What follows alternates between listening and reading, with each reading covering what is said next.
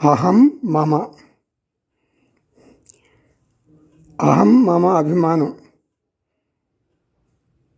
ఎక్కడుంటుందో అక్కడ ఆందోళన ఉంటుంది, మరి చింత ఉంటుంది.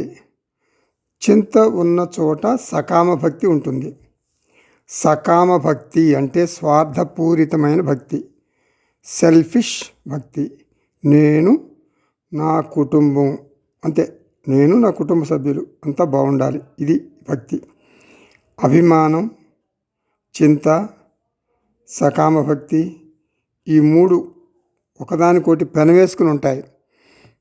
ఇప్పుడు మనం ఏం చేయాలి? ఈ మూడు సన్యసించాలి. కాషాయ వస్త్రం వేసుకోవాల్సిన పని లేదు, ఆశ్రమాల చుట్టూ తిరగాల్సిన పని అసలే లేదు.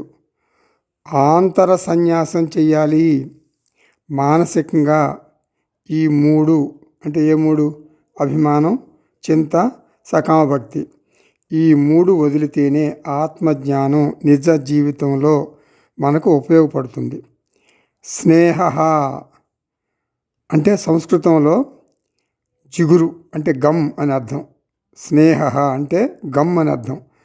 రాగంతో కుటుంబ సభ్యుల్ని ఒక గమ్ములాగా మనం అతికించుకుంటాం.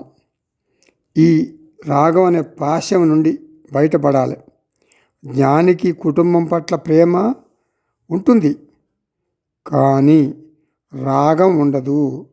భగవాన్ ఓనర్ నా కుటుంబానికి. నా కుటుంబానికి నేను ఓనర్ని కాదు, భగవంతుడు ఓనర్ అనుకుంటాడు జ్ఞాని.